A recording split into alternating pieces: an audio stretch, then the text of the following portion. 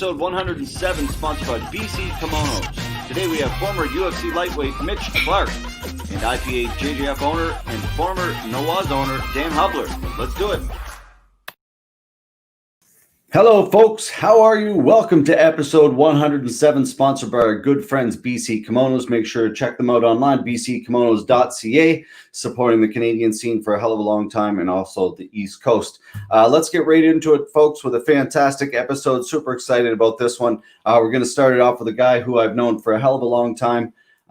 He's been on here before. I guess we'll say him. I shouldn't say for a hell of a long time, I guess for the last 6 or 7 years, maybe a little bit longer, but he's been a guy that's been really helpful from our promotion, really helpful for Canadian MMA. He's a star in his own right in Canadian MMA, former UFC lightweight Mitch Clarke, a great guy, a fantastic grappler, now the head coach of the grappling program at Shaved Bears MMA out in Edmonton, Alberta.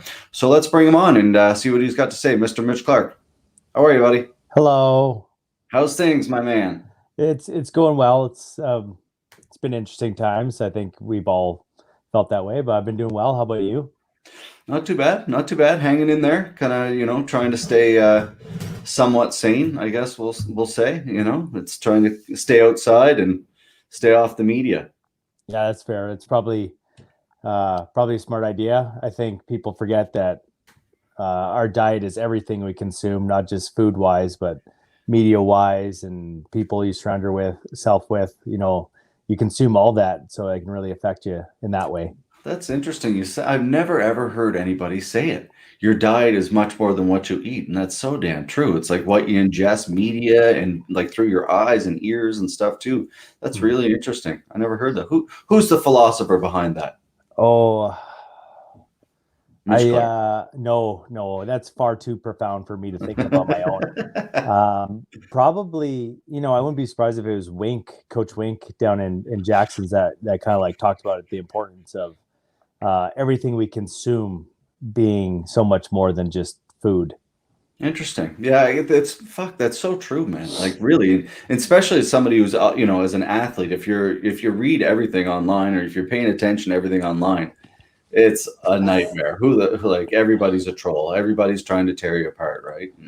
What's really weird is I find it's people from your own area that tend to really jump on you the worst. Like people from my hometown, when I got called to the UFC, were jumping on me, and it was like I don't know. I feel like it kind of like hurt more than like having some random guy in like Kentucky talking crap about you, just like someone that like from your community is jumping on you and talking about how much you suck. That's what I thought. It's more like local wise that really those people are the hardest on you. Yeah, it's interesting you say that. And you're from Saskatchewan, so where like was it? Because Saskatchewan's kind of the prairies are somewhat similar to out east a little bit, and it's not a huge population and.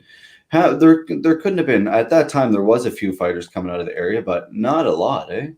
I was the first, and I'm the only Saskatchewan-born fighter to make it to the UFC to fight in like the MGM Grand Garden Arena. Really to travel like that for fighting, and yeah, they haven't really they produced some other really good guys. Tyson Steele. Adam Lorenz, Kurt Sutton, all these guys that they fought for bigger promotions, but never the big show. And then you have the guys from the outlier gyms that really feel the need to jump on you the most. And yeah, it's interesting. Yeah, that's it. It is what it is, man. It's like you go back to what like Wink said, right? You can't worry about that kind of shit. And so you're back teaching again. Obviously, you're at Shaved Bears with Tanner and Teddy Ash and everybody pretty much. How's that been? It's been really good. I think like for me, it's helped my perspective in terms of how to teach and how I analyze jiu-jitsu, because like I'm getting my second stripe on my black belt and stuff like that, which seems really cool. And also congrats on yours. Oh, thank you very much. Appreciate it. It's a big deal. I think it's really cool to have someone recognize how good you are. It feels really good. I agree. But even as long as both of us have done this, you realize really how little you know and like Nothing. It's just nothing. Like I remember I rolled with Rafael Lovato Jr. and he, like, number one, the beating was, it was like Mike Tyson versus an infant. Like that's how bad it was. But yeah, he's so big and strong, man. yeah, he's big, he's really strong, he's very technical. But like you take a look at his belt and like he's been a black belt longer than I've even been training jiu-jitsu, you know what I mean? So it's kind of like, it's really humbling of how I think you can look at it two ways, like, oh, I know so little, or it's like I have so much I can learn. Yeah, that's the thing. Like I don't know. It's funny you say that, Mitch, because when I got it the other day, I just kind of like I cried when I got it because the emotions kind of overtook. I was like, shit, like all the bullshit that you've went through, like this whole process, and then it kind of clicked in. I'm like, hey, I'm not really one of those people that think like I'm getting better and confident in my jujitsu, but I still struggle with like, am I a great jujitsu player? But I'm getting better confident wise, off and off the mat, off and on, but. You just, there's so many levels to this game, and like they say, once you get the black belt you start to learn, and it's like, to me it's like, shit, like now I'm really gonna really start to learn and dive really hard into this game, I think. Yeah, and like going back to your first point, is just like it allows me to analyze, can you teach someone who knows nothing in a very simplistic manner, or are you just talking and talking and talking just to make yourself sound cool or look good, or use these big terms that no one really has an idea what you're talking about. Yeah. So it's like I think it was Einstein. It's like, if you can't explain it so the layman can understand, then you don't know it well enough. Interesting. It's true, like that you say, because I go to random places, or you see random people teach sometimes, and myself, like, actually I don't do it like, because I'm a pretty basic teacher. Like I'm not, because again, it goes into your like, for me, my coach always taught me, he's like, teach what you're confident, like what you're good at. Yeah. And then the rest will come. Right. And that's the advice he's always given me, but I'm still not a great teacher. And you see people really overcomplicate it, and really like it's a basic class. They should be learning basic things. How many people, I always like look at from a hockey perspective, I look at shrimping. Like how many people had no idea how to shrimp. And I'm like, shrimping is as important as skating in hockey. It's that important in jiu-jitsu. Maybe not that important, but pretty close. It's super fundamental. Like if you're a purple belt and you don't know how to shrimp, you got some fucking issues. I think the thing is too, is with jiu-jitsu becoming kind of more in vogue, part of the issue is, people get attracted to these really cool moves. So I see these white belts that can do these berimbolo rolls, but they don't understand, how to take and hold the back. And you're like, well, I think your priorities are kind of flipped. A lot of my game is very pressure based and very simple, because, and I tell this to my students, is like, jiu-jitsu is very chaotic. Grappling is chaotic. So control what you can and keep your movement simple, so less things can go wrong. If I have a 12-step move, by step 3 or 4, someone's going to throw a monkey wrench in it. So there's really no point in making it a long, complicated mess. Yeah, it's very true. A lot of people do overcomplicate this stuff, and I think it's because the crazy amount of access there is online, right? Which is good. It's great in a lot of ways, but it's so interesting. Like the whole people. Some people like no gi, some people like gi. Like I'm a big no gi guy. I don't really like the gi too much, but it's something that I think I have to force myself to do more too, because it's, again, you get to those fundamentals and levels of it. Fuck, like I'll roll with somebody who's like a really good blue belt in the gi and have trouble in the gi, and then like no gi, it's like just like I could do with one arm. It's like a different thing altogether. But well, I think part of it too is like in your development, it's important. I think with the gi, it allows you to really work on your submission defense, because you have all that extra friction, and then also your passing skills become much better with the gi, because you got always people grabbing at you, grabbing at your lapel or whatever. So you have to be a little bit smoother in your passing skills. I like no gi as well, wrestling wise and stuff. It made more sense. But for me, it's just like you get like a gi and someone's pulling on your lapel, and it's usually against guys who are bad. I'm sorry, less experienced or not as good. and they're pulling on your gi repeatedly and just giving you small whiplash motions repeatedly. So you go home and you have to ice your neck, and it's less fun. And it's like nogi's more fun, like it's so true. You're just let go. And it just let go. You're not doing anything. You're just making me upset, and I'm going to just squish you later. Yeah, that's exactly it. Yeah, I was just watching your video from what it's hilarious. You squish. Just watching your video like 10 minutes ago from when you competed for us in Edmonton, and Eric Andre went for the guillotine, and then you slammed him in the mat. That was a cool video clip. Shout out to Eric Andre, man. He's a boss. He never complained. He took a bad loss too.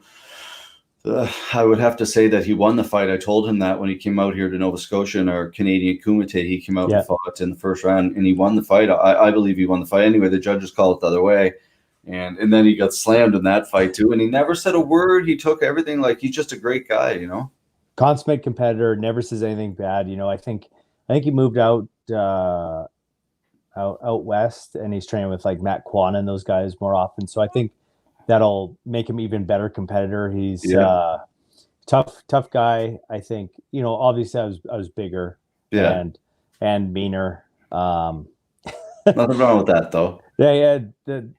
Competition Mitch is a little bit different than the gym Mitch, unfortunately. But he was good. He didn't complain, didn't do anything that was out of the ordinary.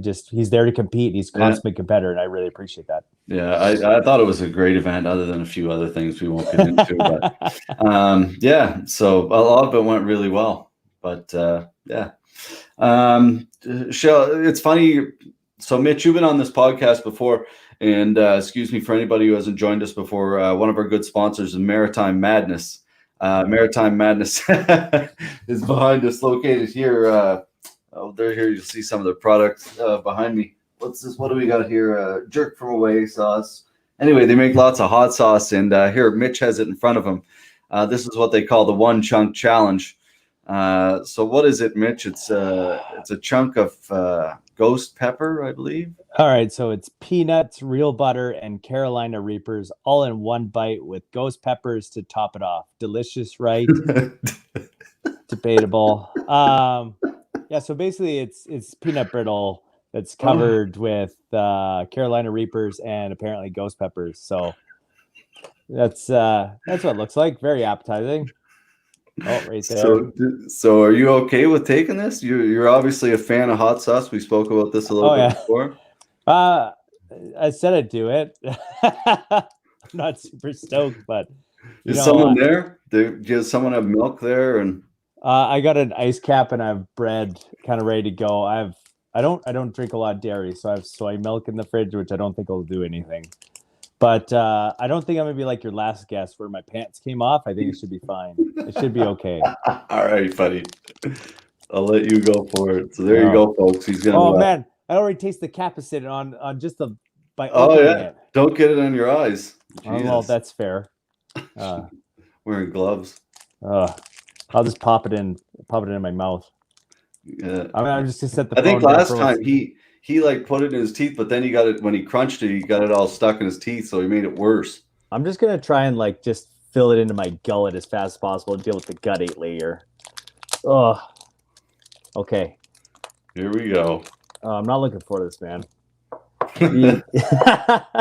Oh, dude, I'm not looking forward to it either. To be completely honest. Do I take a bite of it or do I just like throw it in my mouth? What's I don't know, truthfully. I've never done it. Have you never done this? You're just running everyone to do this and you haven't done it yourself. All right. So, good. Sarah's here as well to watch me. Don't rub your fingers on your eyes either. After okay, deal. I'll probably put some baking soda and stuff on my hands. So. Oh, that's a good idea. Right. Oh man, come on. Ready? All right.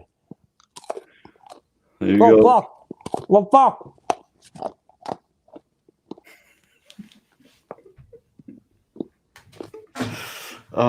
Mitch Clarke taking the one chunk challenge, folks. So Maritime Madness is a local company here in PEI with over 30 flavors of hot sauce and rubs, and they do this one chunk challenge. And Mitch has been gracious enough to take it. Their hot sauce is really good. Oh my god, what the fuck?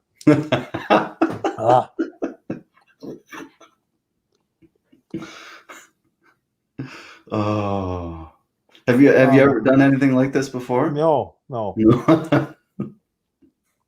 I think I'm crying. I would imagine you would be. Your whole head would be sweating for sure. Motherfucker. I don't have a beep. My head's sweating watching you. No banjo.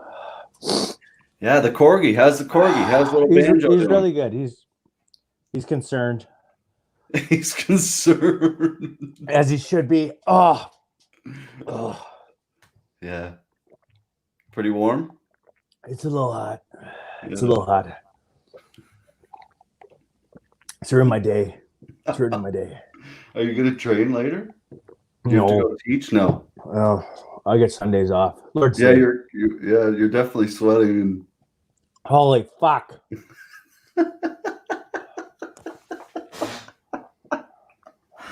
oh my god. So anybody who's just joined us, Mitch just took the one chunk challenge from Maritime Madness. Are you all right? Oh, dude. Oh. Have you never done a hot sauce challenge? You're a big fan of hot sauce, though, eh? Good hot sauce, not this. Oh. How's Tanner? Tanner's fighting again. Yeah, I hope he beats the shit out of Arlovsky. Yeah, that's a good fight for Tanner. I think so. We'll try to get your mind off it a little bit. It's not working. No. Oh. Do corgis get along with other dogs? Are they pretty friendly dogs? He is. He's really good. Yeah. Oh, motherfuck. All right, I got one more minute in me, and then I gotta go. No worries, man. No worries at all. Listen, I'll thank you for joining us right now, man. I'll let you go. What's it feel like? Bad. Awful. Awful. Well, buddy, listen, folks, we'll give Mitch Clarke so much credit for joining us. He's done so much for us behind the scenes through the years. He's fought for us. He's competed for us. He's helped us hook up different people throughout the scenes to compete and give us lots of advice through the years. And now he's got goddamn one chunk challenge he's taken for us. So, buddy, you're a consummate gem. I thank you so much. Sounds good. Thank you. Okay, buddy. See you later. Yeah, bye. Mitch Clarke. All right, folks. I'm not sure what to say, but I hope he's all right, folks. I'm not sure where he went, but I hope he's doing all right. Let's get into our second guest here right away, folks. This is another guy that I've known for quite a while, but not like I've known Mitch. Where's he going to go? I have no idea. Hopefully he drinks some more milk and keep his mouth cool in some way. But so let's get into our second guest. Like I was saying, another guy I've known for a hell of a long time. A guy, he's the former owner of Nawaza Apparel, now the owner of IPAJJF.com. He's got all these different ideas. He's been involved in the apparel industry for a hell of a long time and the grappling industry. He's kind of one of those guys who's just got all these great ideas and supports a lot of great events, has in the past and still does. And he's kind of getting a little bit famous for a little spin pass that's going around viral on the internet right now. As well, he's big, he's huge, he's very, I guess, I don't know how to explain it. When it comes to online betting, this is kind of his thing. He's a sports betting guru. A lot of really good information. I follow him every single week. I haven't won a lot because I haven't actually played a lot because I'm trying to learn. And it's another reason I want to kind of chat with him. But without further ado, let's bring him in from California, Mr. Dan Hubler. How are you, buddy? How's things? Oh, your mic's muted. There we go. I'm good. Sorry, I'm teaching from home. This is like a regular issues for me too. Always forgetting to unmute myself. But yes. I was listening to the intro. I was like, man, it's so coincidental. that you and Mark and Mitch were earlier talking about, like fundamentals, and here I am just like spin passing and doing this crazy shit, whatever. But like, that's the way I am too. The exact same thing, like that spin pass. That's the way I kind of roll too, and that shit does work. It's not always super high percentage, but the way you do it is. Yeah, absolutely. Yeah, it's not something that you throw out there all the time, but when you get them once in a while, it feels real good. Yeah. You're getting in some training still? No, not right now. I'm not doing anything. I started jiu-jitsu over a decade ago. I've always been kind of more of a hobbyist type. I had my years at blue belt where I was competing all the time, but aside from that little chunk of time, I've torn my knees. I've been hit and miss, training on and off, whatever. So it's never been something that I've always like, I'm going to risk, getting COVID to go train. Like, it's never been that big of a deal for me. I can wait it out. And, once things calm down, things get better, I'll just jump back right in the gym. So yeah, that's a good attitude to have, man. It's true. Like, you got a family and stuff and a full-time life. It's a marathon, it's like a lifelong hobby. It's not something that I need to hit right now. Yeah, it's true, because there's so many people right now that are like, I need to train. I'm like, there's no tournaments going on at all. Right? And I get it. I get it from the guys. It's like their livelihood. You know what I mean? Like, they got to stay in shape. They got to get the reps in because they're still trying to get into whatever invitationals they can and make some money. Like, I get it for those guys. But for the people who are like, you're doing this on the side, this is just a hobby for you. Like, man, it's crazy to me to be rolling and sweating on people, like 20 other people in the gym. It's crazy to me. But yeah, it is. And you're out in California, Dan. So how are things out there? Like, obviously things are. I won't ask you how are things. Things are fucking crazy everywhere, right? Like, yeah, it's pretty nuts, man. I think there's a couple gyms that are still going out here. They're doing kind of like the social distancing training, which it looks a lot to me like an hour of warm-ups, and like, I'm not a guy who likes warm-ups anyway, so I don't want to be just doing I don't want to be doing bridges and push-ups and shit for an hour. So it's like I could skip on that stuff. Yeah, I can do that from home. I'm not paying someone to do bridges. That's for sure. Exactly. Yeah, it's just so we're up, like, you obviously know, we're up here in Nova Scotia, so we're like the totally opposite side of you guys. Like, we're above Maine, obviously, and we've been open for probably like a month and a half, 2 months now, like full training, back to like, as long as you don't go over 10 people kind of thing. So it's been good. But Canada obviously is a little bit different number wise than the States down there. You guys are like the population wise, just totally different, right? So. Yeah, LA County is kind of a mess right now. I don't think we're going to get off any kind of wash list for some time. Yeah, it's just a different thing, right? And I don't know. We'll try to avoid politics on this podcast as best we can, because that's no fun to talk about. Yeah. Is it? How's the apparel thing? Like, again, like I was saying, you're a guy who sponsored a lot of our events. You've been very good to me behind the scenes, helping us a lot in the East Coast scene kind of build and develop with your past company. How are things been with you now? You're still involved in the apparel. You're still putting out a lot of products. How's it been? Yeah, it's been a lot better, to tell you the truth, because now there's not been any kind of pressure or anything like that. I don't have to meet any kind of deadlines. When we're producing, drops with Nuwaza, we're trying to hit like quarterly drops. We got to have 10 t-shirts designs and a couple of different rash guard designs and every single drop. And with the timing of all that, it becomes kind of a headache, man. It becomes like a lot of work, and I've always done jiu-jitsu, side projects as kind of like passion projects, wanting to be involved in, tournaments or apparel, whatever it is.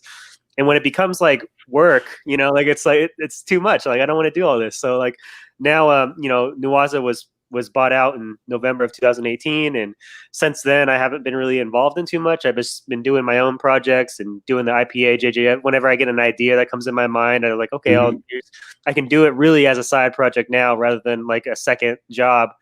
It's been a lot more enjoyable and doing it that way. Smart. I struggle with that for the longest time, like separating it, and I still do, like, because you're so deeply involved, right? And you're like, some days you're like, there's so much more to this stupid stuff than like this. Like, there's so much more to life. And when you kind of break it down, you can do it for pleasure. Like, there's no pressure, and your creativity probably becomes so much better. Everything about your products probably just become better. Yeah, I mean, everything that I'm producing right now for like IPA JJF is something that like I've had the idea and I've made the design same day. You know, it's like something popped in my head. I'm like, oh, that would look Nice. really cool. And that same day, I hop on the computer, I spend a couple hours doing some designs, and then I put out the product and I see if people like it. And if it's hit and miss, you know, some people don't like it, whatever, I move on. I have something else, and it's not a big Yeah. deal. Yeah, not as much pressure, right? Like you Yeah, said, it's just an idea you threw up, and if it doesn't work, boom, on to the yeah, next one, exactly, right? There's not a ton of time and money invested into it, and yeah, exactly.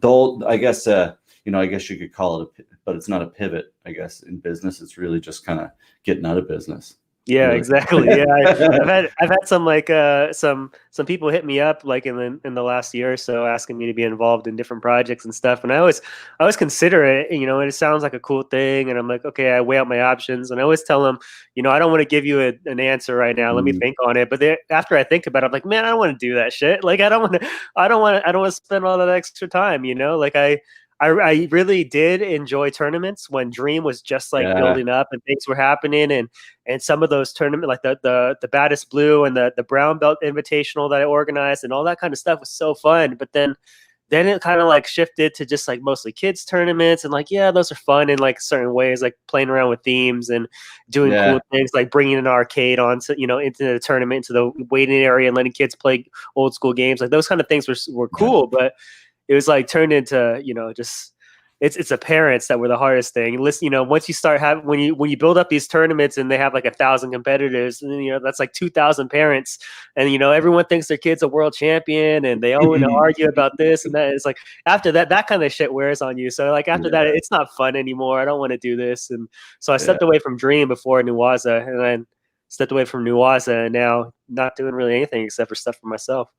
Yeah, that's good to hear though. And like you're obviously much happier, and it's hard because your ego kind of like grabs a little bit of you. You know what I mean? I struggle with it too a little bit. Whether it's ego or passion or whatever it is, it's like, oh, I kind of want to do that, but then you're like, wait, and you're like, oh, no, no, no, no, no. And like that dream, it's like I always looked at your events and I was like, wow, like because your graphics, your marketing, like you said, you would bring like and I think that a lot of that you're a teacher, so a lot of that would tie into how you are with kids. Like you're a great role model to kids. So all your tournaments were kind of really like above and beyond just a regular tournament. And it kind of motivated me a lot too. And like to go exceed that expectation. It's not just a jiu-jitsu tournament. It's really like an experience for these kids. Yeah, and I mean, Taps for Taps was obviously my favorite tournament of all time. You know, when we got all those local craft beer companies to get Yeah. involved, and that was after that event, it was like I kind of like made a decision. Like I don't want to do anything unless it's like this, you know, like unless it's like special like this. If it's not unique like this, like there's no, you know, the money involved in running a tournament. Like yeah, there's some good money in there, but it's not like anything, you know, it's not anything that you're gonna like retire on. You know what I mean? Like there's some profit to be made, but Mhm. it's not worth doing tournaments just for the money. Like there has to be some Yeah. kind of like passion payoff as well. Yeah, you're certainly like we break it down all the hours like, and the biggest one we had was like 386. So when you're talking 1,000, that's like a ridiculous amount of people, and like you say, that's 2,000 parents or whatever. It's just the questions and the amount of hours you break it down to. It's like the money's great, but it's like I can certainly sell a lot of T-shirts on your website and probably make a lot more money.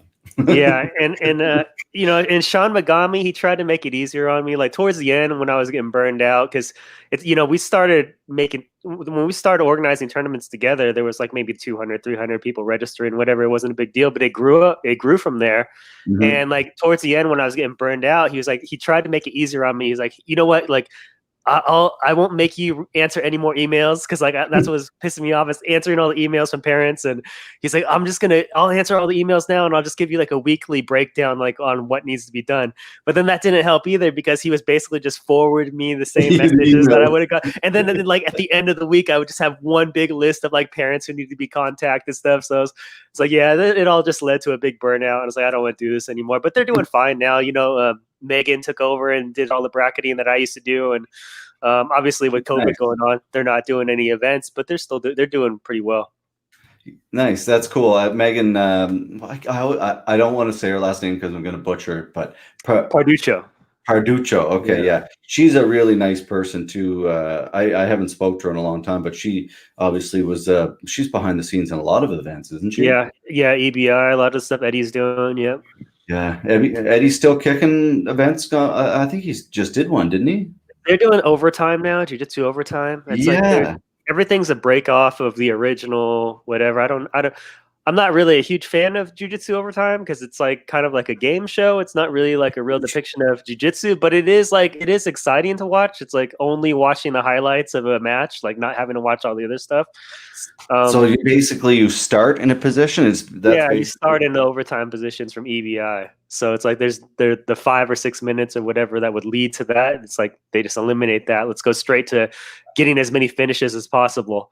And so, I could see why people would like that. But I mean, you could beat someone on that show that you wouldn't normally beat, in a real match. A little bit of a game show, I guess. Yeah. But I guess that's the thing. If you want to, it's the whole idea. It's all entertainment, I guess. Yeah, exactly. Right? And realistically, jiu-jitsu is boring as shit to watch, man. Totally. Like it's really hard to watch. The people keep trying to find new ways to make it exciting, but in reality, it's not exciting. And unless you get guys who are like one guy who's really good and one guy who really sucks, and you match them up and they get to do like cool highlight stuff. But when you take two really good guys, the matches are usually not very fun to watch. I'm always amazed. You know what I'm amazed at, Dan, is how all these promoters are still like, let's do it, bro. I'm going to put on the biggest tournament, bro, and bring all these guys and pay them all amount. And I'm like, what? Where? Like, it's just not going to work, guys. It's not. Yeah. It's just not. It's the same people watching every weekend. Yeah. Like, I shouldn't. That sounds negative, but it's just like, I don't know. It's just weird, right? Like, there's some events that are just so above the rest that, like Kasai and Fight to Win and Polaris and the ones a lot of that's into the production, not so much the matches, but the production value of the event.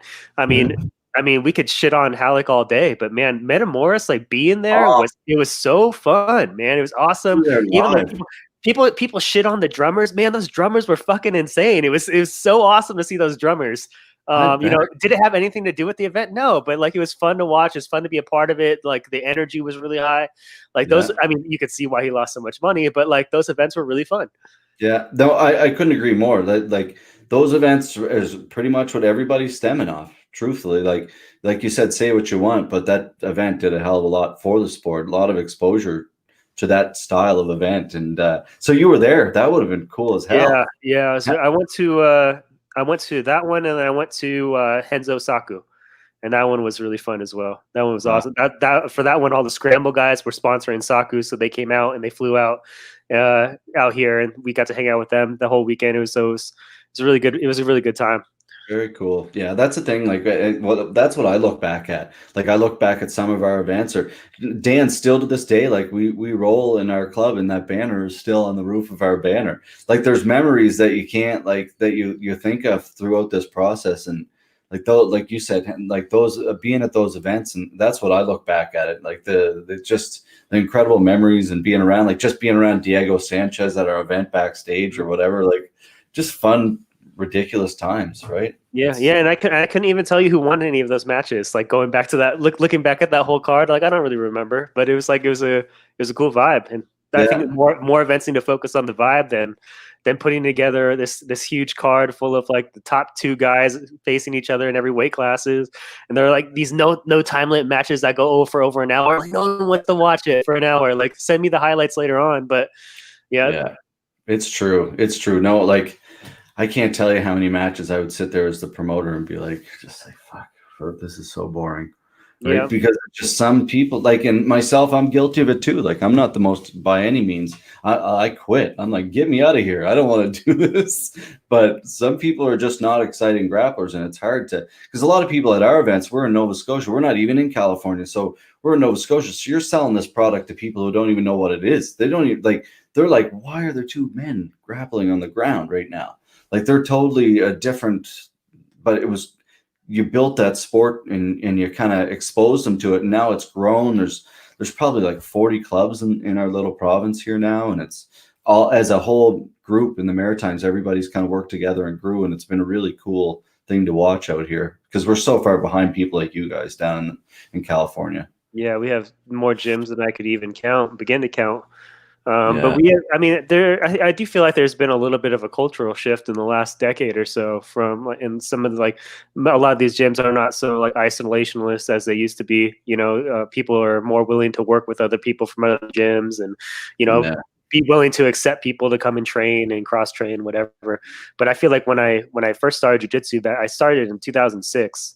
And I remember back then it seemed like a little bit like tribal, like, you're either, with us or you're with them or that kind of thing. But that was like the tap out era. And people were like, feel like everything was a little more aggressive back then. And like now it's kind of just like not that big of a deal. Why do you think that's I kind of agree 100% with you. Now it's more like it's kind of like that hippie kind of like relaxed.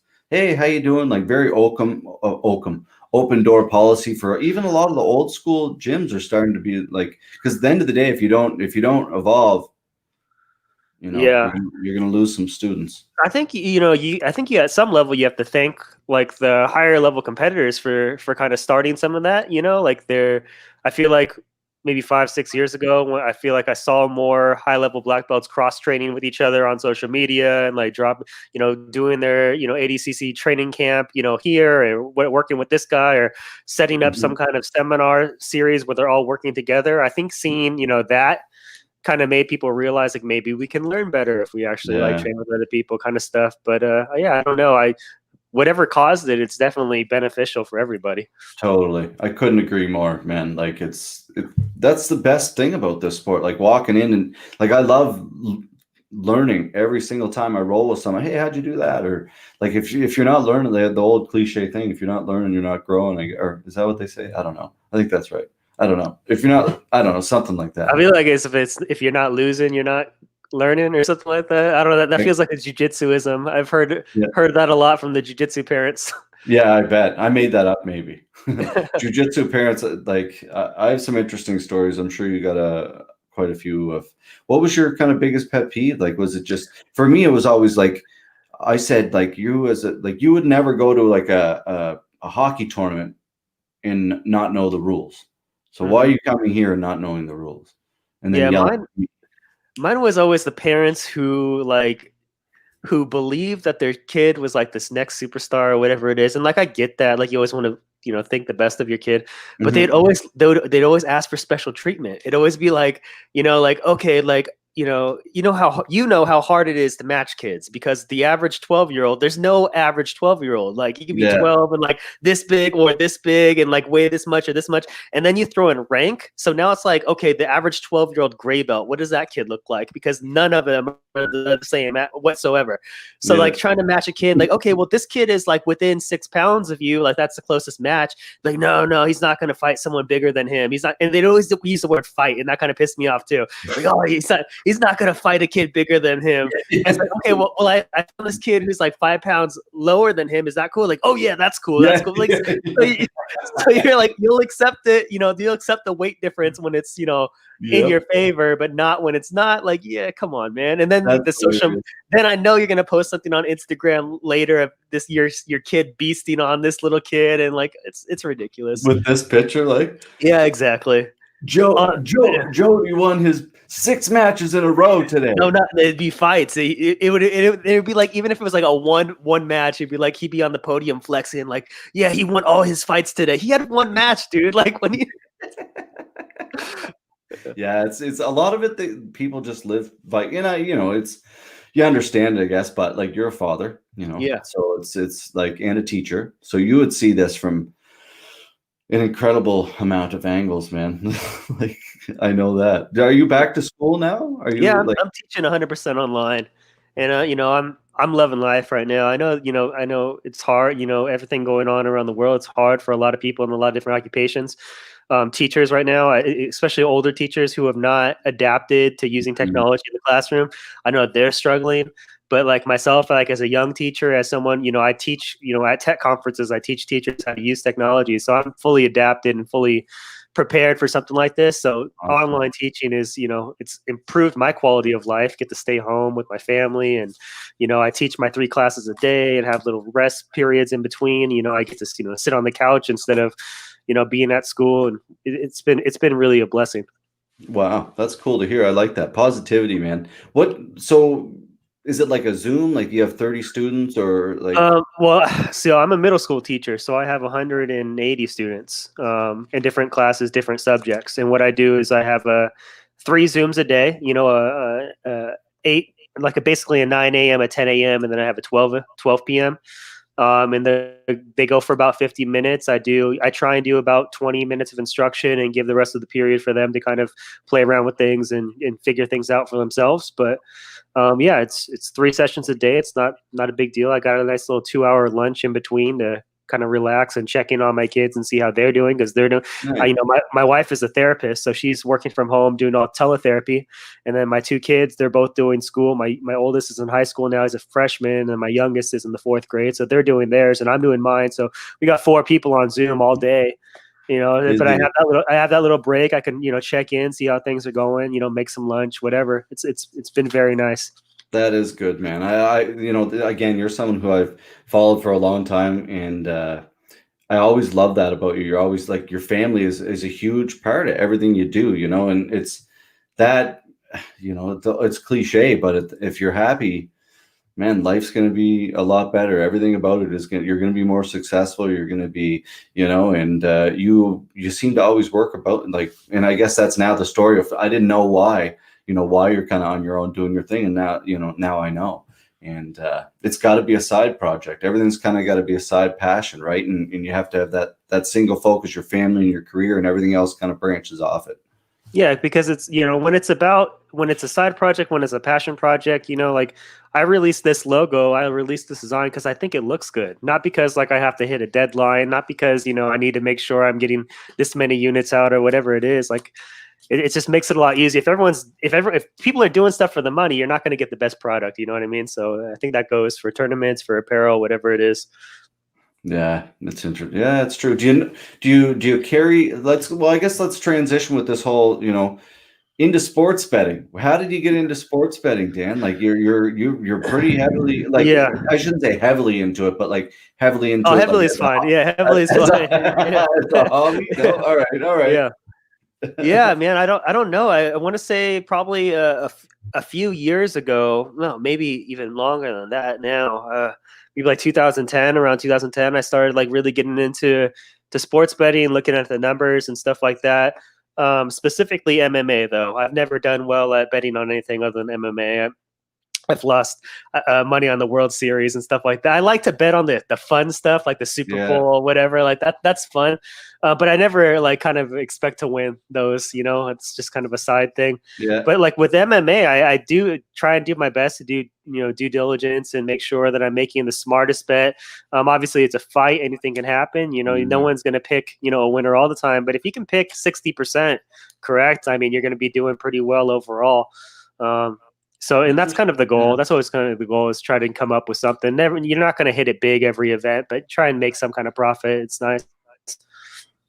Okay, so now here what do you like? Obviously, some people use FanDuel. Up here, there's ProLine that you can use, but then you're obviously involved in. There's, like you were saying, and I was trying on like SNA. Like I'm like a real rookie when it comes to online betting. I use everything, man. I use everything. I'm on FanDuel, but I look at FanDuel kind of like as like a lottery ticket. Like you're not gonna win FanDuel very often. Like I think I placed 4th in like one of my contests this weekend, and I got you know, I didn't get much from it. It was like they gave me like $20 or something like that. Like I don't even know what I don't even know what I was doing. This is like my 3rd week on FanDuel. I'm like, what? I picked all winners. Why am I not in the lead? But it's like, it doesn't work like that. Like you get a certain amount of points or whatever. I was like, okay, I'm slowly figuring that out. But I use pretty much every book. I use my bookie. I use, you know, sports book. I use 5 Dimes a lot. There's a jiu-jitsu guy out here named Abel down here in California, and he's a bookie for another site as well. I use his book sometimes. I use wherever I can get the best line. But I think as far as like prop bets, which is kind of like my thing, 5 Dimes is definitely the best. That's where the SNA scorecards, no action comes and all that kind of stuff. They just have the most prop bets, and they also give you the ability to bet live, which not every book does. And betting live is kind of like, it gives you a pretty good advantage if you can if you watch every fight, if you're watching every minute of the fight, you get a pretty decent advantage watching, betting those live lines. So you can. Sorry, go ahead. Well, like there, for example, like what was the one this weekend? Impa yesterday. He started off as a negative 130 favorite, meaning you got to bet 130 to win 100 on him. Yeah. You know, it's a pretty even odds, but you know he is the favorite. You got to bet more to to win the 100. But after round one, which he pretty much dominated round one in my opinion, he was only a minus 180 favorite. So you're saying now, the line hasn't moved much. He's still the favorite a little bit more, but he just won one out of the 3 rounds. So like would you take a bet, knowing that your guy has already won one round and he only needs to win maybe one more? Like, of course you're going to take that bet. So taking advantage of those live lines is definitely a key. Looking for discrepancies as far as that goes. Sometimes you'll have a fight where it's a very close first round and you don't really know who won. But when you get the odds after the round is over, the odds are pretty skewed in favor of one person or the other. Like in that kind of situation, I'll take whoever's the underdog, because I don't know who won that round. I don't know what the judges saw. And if you're going to give me underdog odds on this person, then I hope for a split decision. We'll see how it works. It's kind of the benefit of live betting is you kind of get like a better view of how the fight's going to go, than beforehand. Yeah. Well, that's it, because like at that point you can see where the rhythm of the fight's a little bit. Obviously anything can still happen, but the rhythm of the fight, that's really interesting. I had no idea that live betting was either a thing. That's obviously you have 1 minute. You have 1 minute in between rounds to get your bet in. Then they do their best to get the lines up as quick as possible, but you got to be quick and you got to jump on it. And sometimes it doesn't work out in your favor. Like Kim yesterday, she had a great first round. She was tagging Grasso up. She had no lateral head movement. She was just staying on the center line. Kim was tagging her up in the first round, and Grasso actually went into the second round as the underdog. But then she cleaned things up. She started moving her head. She took 2 and 3 pretty clearly, and then a couple of the judges gave her round 1 also. So you never know what they're going to see, and also you never know who's going to make the adjustments in between rounds. Who's coaching is going to be superior. Those are the oddballs. Every once in a while, those happen. Makes it way more exciting that way too. Yeah, absolutely. Like interesting. I got to get a buddy of mine. Shout out to a buddy of mine, Matt Mansour. He loves this pro line stuff. Do you ever like you're strictly MMA? You get into kickboxing, or can you do like Chael stuff? I think Chael has.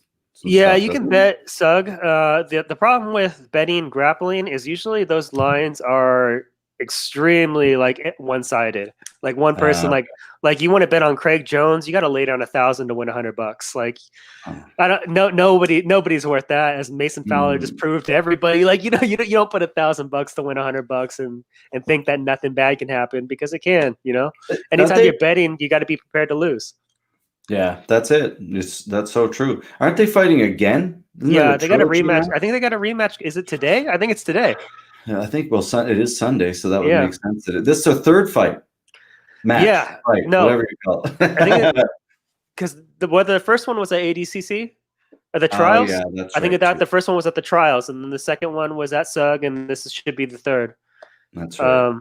But yeah, I think Craig Jones is still a pretty dominant favorite to win, and it's just not worth it with that kind of line. You're looking for the better line, not There's better things to bet on, better values than betting on grappling. And actually, let me see if I can find the lines right now, because it's happening today. They should have some lines.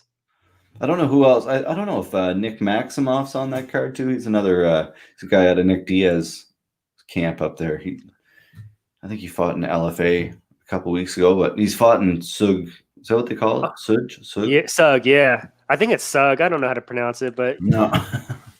They got some lines up right now. Craig Jones is actually only a minus 365 favorite, but you still got to lay down $365 if you want to win 100, which is quite a bit. Roberto Jimenez is minus 550.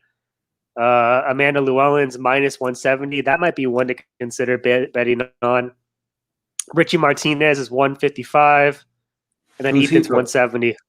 Oh, Richie's fighting Brett Primus, from Bellator.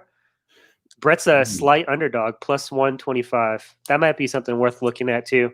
I always like, if I'm going to bet on SUG or any kind of grappling, and especially with EBI rules, if you can get like a pretty strong wrestler, a pretty good scrambler at underdog rules, it's worth throwing some money at, because most of these matches go to overtime, and I feel like in overtime the wrestlers have the advantage. They got the cardio, they got the scrambling ability. which is why I guess Mason's always worth a look too. And whenever he's an underdog, assuming it goes to overtime again, he might be able to get some ride time on Craig again. It wouldn't be shocking at this point because we've already seen him do it. Mm-hmm. No, that's true. And I want to say Brent Primus is coming off a submission win.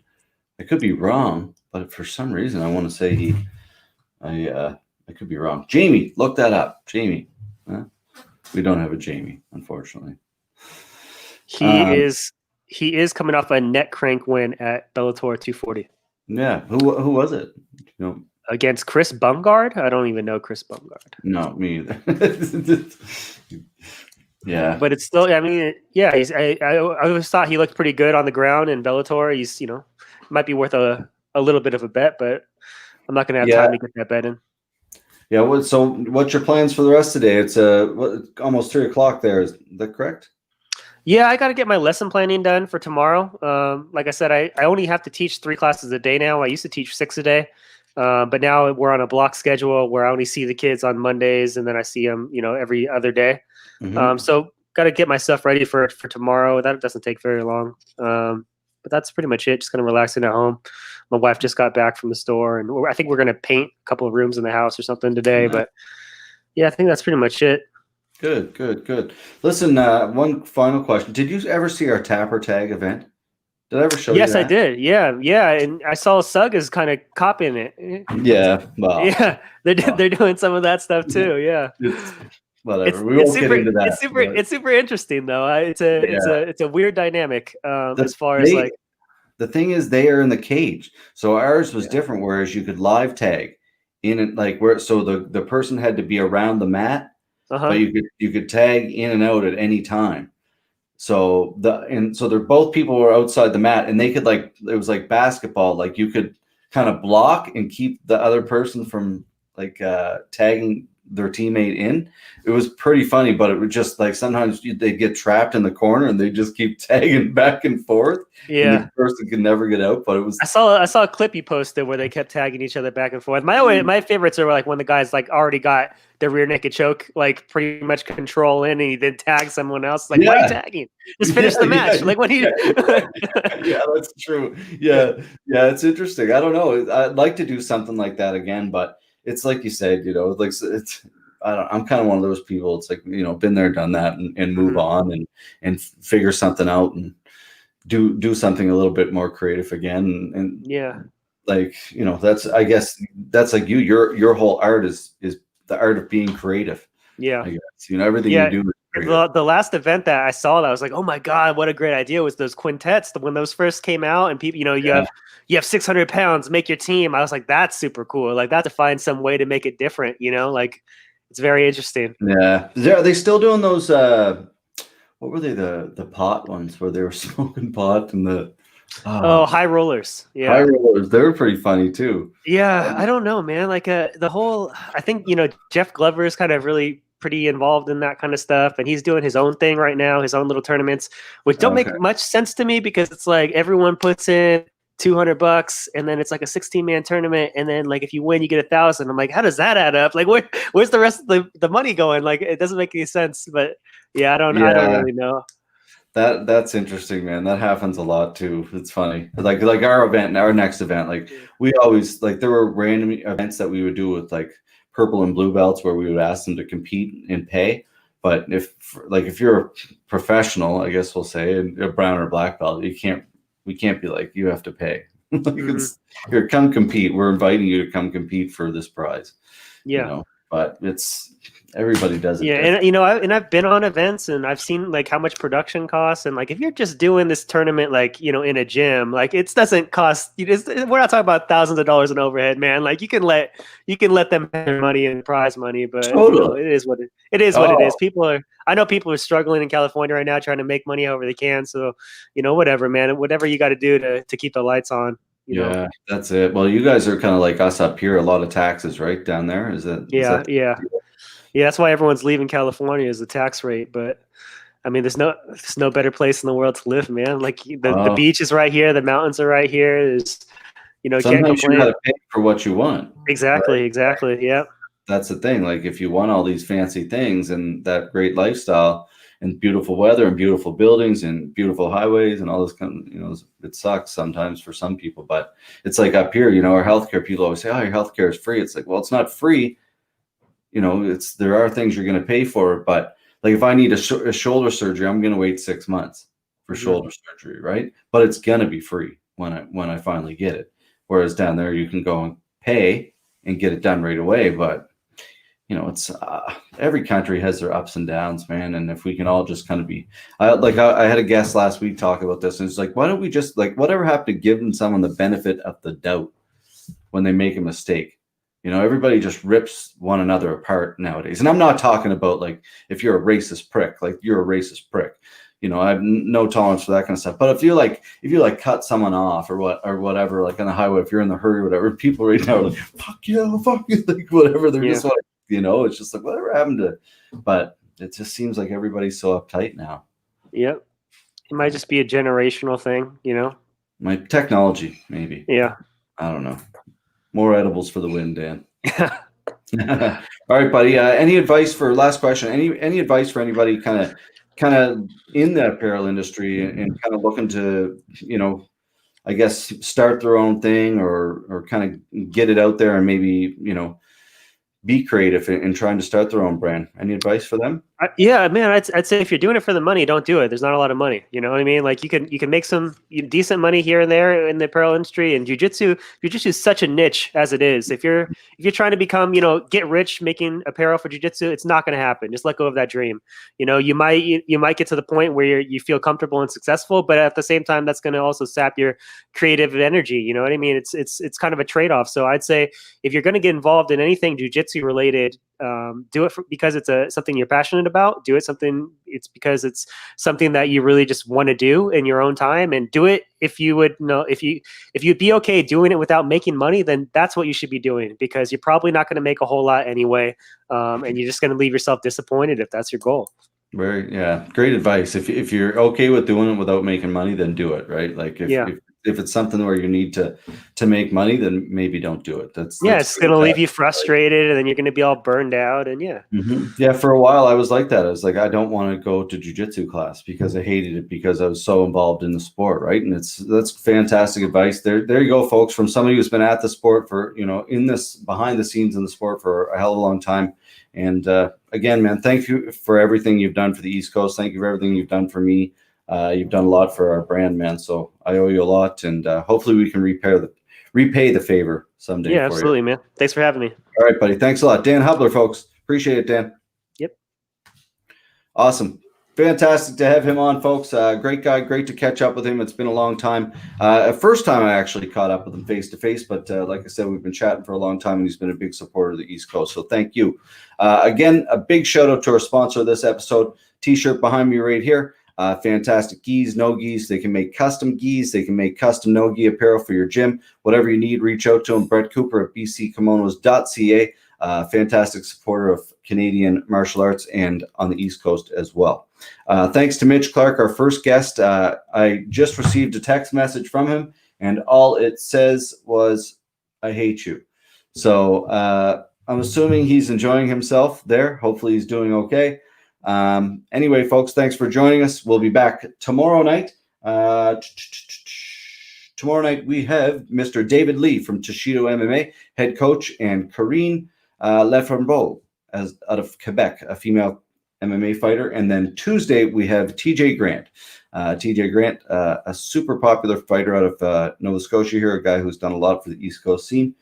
And a former UFC athlete. So it'll be fantastic to catch up and chat with him. All right, folks, lots of love. Hope you're doing great at home, and we'll chat with you tomorrow. Thanks for joining us. Chat soon.